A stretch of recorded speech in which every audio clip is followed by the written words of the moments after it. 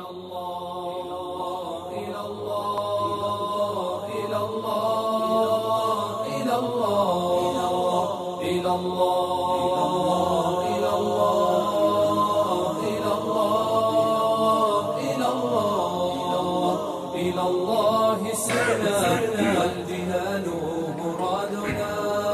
لله رب العالمين صلى الله على نبينا محمد وعلى آله وصحابته أجمعين ثم أما بعد عباد الله. La réponse exacte et juste contre ces dérives souvent provient de notre communauté, nos savants musulmans. Et comme il peut être de provenance des ennemis de l'islam et des musulmans, de notre devoir, comme je disais, réfuter et répondre efficacement. Revenons aujourd'hui, Inch'Allah, sur certains versets. Dans une lecture littéraliste, une lecture archaïque, on comprend que ce sont des versets qui incitent à la violence. Il y a un verset que certains savants nommaient le verset du sabre. Le verset du sabre, regardez rien que le titre. Ayat al-Sayf. C'est une nomination ni prophétique, ni à l'époque des compagnons du prophète alayhi salatu wassalam. Ce sont les savants après qu'ils ont nommé ce verset par le verset du sabre. C'est quoi ce verset? Ce verset existe dans le chapitre Tawbah, Surat al-Tawbah. Dans ce chapitre, nous lisons Qawlahu Azza wa Jal فَإِذَا انْسَلَخَ الْأَشْهُرُ الْحُرُمُ فَاقْتُلُوا الْمُشْرِكِينَ حَيْثُ وَجَدتُّمُوهُمْ. Et vous avez ici la citation de l'mushrikin, les polythéistes, on peut dire les mécréants, les polythéistes en général. فَإِذَا انْسَلَخَ الْأَشْهُرُ الْحُرُمُ, à l'expiration des mois sacrés, tuez les polythéistes. À l'expiration du mois sacré, des mois sacrés, les 4 mois sacrés, tuez les polythéistes. Sauf s'ils se convertissent à l'islam. Est-ce qu'on va comprendre ce verset dans sa généralité, ou bien on est obligé de revenir au contexte de la révélation? Le contexte de la révélation est essentiel, parce qu'on ne peut comprendre le Coran sans revenir aux causes de révélation. Sinon, on cause un tort terrible au Coran, à l'islam et aux musulmans.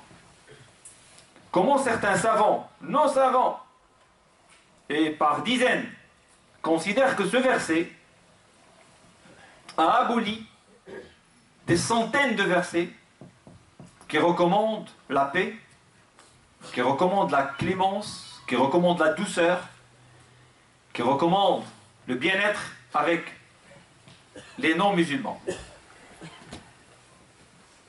Comment un seul verset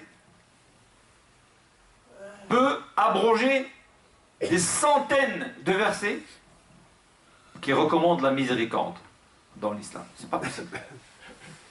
Et pourtant, il y en a ceux qui le disent.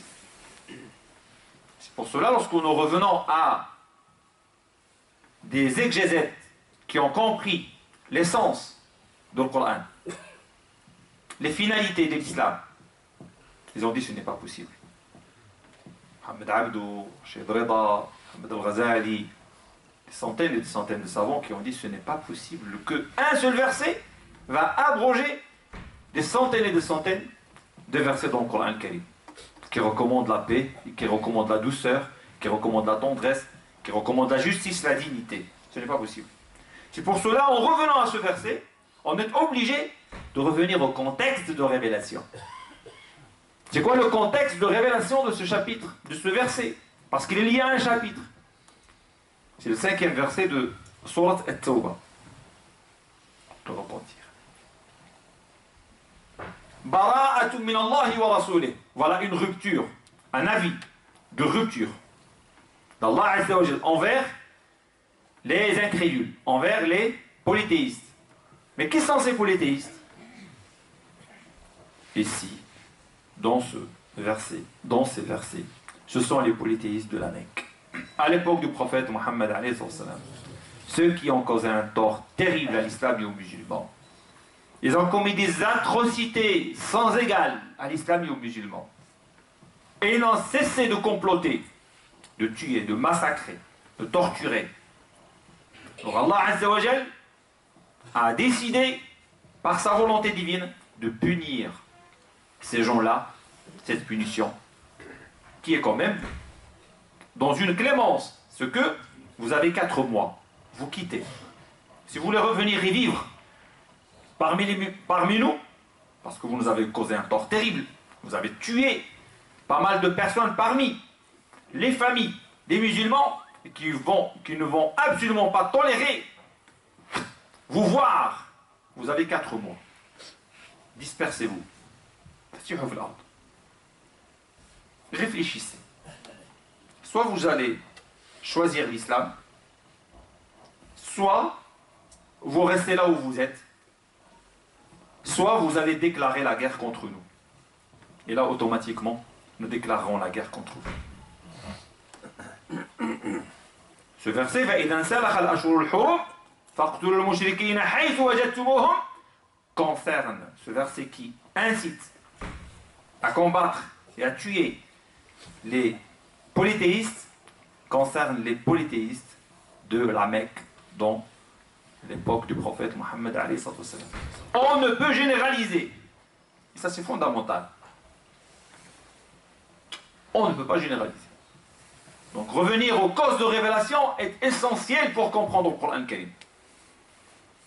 Vous savez, lorsque vous lisez Qawlahu Azza wa Jal, إن الصفا والمروة من شعائر الله فمن حج البيت أو اعتمر فلا جناح عليه أن يطوف بهما ومن تطوع خيرا فإن الله شاكر عليم. إن الصفا والمروة, vous savez le parcours que chaque pèlerin assure lorsqu'il est au Hajj, le parcours entre Safa et Marwa.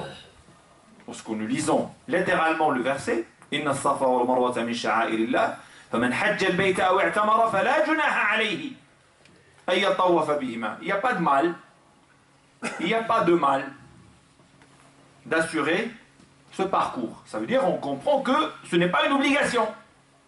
D'accord? Et un des compagnons, il a demandé à Aïcha lui disant, moi j'ai compris qu'il n'y a pas l'obligation dans ce texte. Il lui dit non. Il n'y a pas de mal parce que dans le temps, il y avait des statues. Au bout de Safa et au bout de Marwa.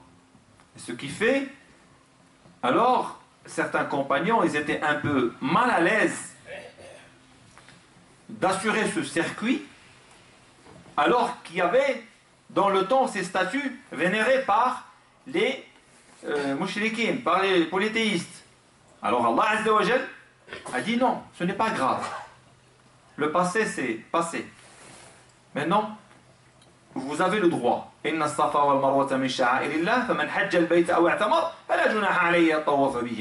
Malgré que dans le temps, dans le passé, dans la période anté-islamique, il y avait quand même là-bas des lieux vénérés par les non-musulmans. Celui qui ne comprend pas la raison de révélation, il ne va rien comprendre dans le texte. Il y en a des centaines de versets qu'il faut absolument revenir au sens et aux causes de révélation pour comprendre le texte coranique. Et cela nécessite beaucoup de temps pour comprendre cela. Je reviens tout simplement à la clémence du prophète Mohammed et à la douceur et la tendresse dans le comportement. Safwan ibn Umayya, un des leaders, si je peux dire, du polythéisme dans le temps, qui a mené une guerre sans pitié contre Mohammed et qui voulait l'assassiner, le tuer. Et voilà. Lorsque Mohammed est arrivé à la Mecque, vers l'année 8 de l'ère Hégire, le 20 du mois de Ramadan, il n'a pas supporté l'événement. Il n'a pas supporté que la Mecque revient entre les mains de Mohammed. Vous savez, il a décidé de se suicider. Il est allé à la mer Rouge pour se suicider, à peu près 70 km. De la Mecque à la mer Rouge, 70 à 80 km. Il a décidé de se suicider. Lorsque Mohammed alayhi salatu wassalam, ça c'est Safwan ibn Umayya ibn Khalaf, son père est décédé à la bataille de Badr. Lorsqu'il a entendu l'événement, de suite il a envoyé quelqu'un pour aller l'obstruer, pour l'arrêter, le stopper et ne pas commettre ce crime. En lui disant, viens, rejoins-nous, tu peux rester sur ta croyance, ta pensée, nulle personne ne te touchera. Donc il a créé une forme de confiance en lui. Safwan ibn Umayya, celui qui a décidé de tuer Mohammed alayhi salam. Et il va être entre la sûreté, si je peux dire, de Mohammed alayhi salam. Et il n'a pas cru. Il n'a pas cru Umayr ibn Wahb, qui lui a transmis le courrier. Il n'a pas cru. Il lui dit non, je ne te crois pas. Et il revient jusqu'à la Mecque. Et il va recevoir de Mohammed alayhi salam l'imama. Et il va revenir chez Safwan ibn Umayya. Et c'est ainsi qu'il a compris effectivement que c'est vrai et c'est sincère. Et là, il remonte à la Mecque et il vivra avec Mohammed alayhi salam. Et juste après, il va participer à la bataille de Hunayn, que vous connaissez. Et là, il va se convertir à l'islam. Comment il va se convertir à l'islam? Il y avait un événement vraiment très très fort. Vous savez pourquoi il a assisté déjà à la bataille? C'est pas parce qu'il est musulman, parce qu'il a uniquement loué ses armes aux musulmans, tout simplement. Il a loué ses armes aux musulmans et il voulait être présent pour assister, si je peux dire un peu, ses armes. Et après la bataille, vous imaginez les butins qui vont être distribués et il va constater, le prophète sallam va observer que Safwan ibn Umayya était attiré par, si je peux dire, un troupeau de chameaux et de brebis. Et il lui dit, apparemment, ça te plaît. Il lui dit, oui. Il lui dit, c'est à toi. Prends tout. C'est pour toi. Et c'était par centaines. C'était par centaines. Il était vraiment étonné. Comment Mohammed sallallahu alayhi wa sallam, moi qui n'ai pas musulman, et qui va m'offrir tout cela, n'a rien compris. Et là, il a vraiment distingué, et il a compris qu'il a affaire avec un prophète. Et là, il va se convertir à l'islam. Comment on peut dire qu'un seul verset a abrogé des centaines de versets dans le Coran Karim? Ce n'est pas possible. Et pour vraiment bien comprendre ce verset, il faut lire ce qui est avant et ce qui est après. Alors, comment là, c'est tué, et là il te dit que, et si quelqu'un te demande protection, protège-le. Subhanallah. Donc revenons tous et être justes dans notre jugement. Et attention à cette lecture littéraliste. Lorsque vous entendez certains musulmans, certains jeunes musulmans sur YouTube et qui te dit لقد بعثنا وأرسلنا إليكم بالذبح. Qu'est-ce qu'il dit là? Il répète un hadith du prophète qui n'est pas authentique. في علة. hadith مسند أحمد وغيره. أرسلت إليكم بالذبح. الحديث يعني ذكر بثلاثة نفر: عقبة بن أبي معيط وأمية بن خلف وأبو جهل. ثلاثة. النبي صلى الله عليه وسلم كيطوف في الطواف مكة، كيدوز حداهم يبداو يعيروا فيه ويبداو يديروا بحاله، كيقلدوه، يعني بحال يستهزئون به. الطواف الثاني نفس الشيء، في الطواف الثالث نفس الشيء. فوقف النبي صلى الله عليه وسلم وقال: أرسلت إليكم بالذبح.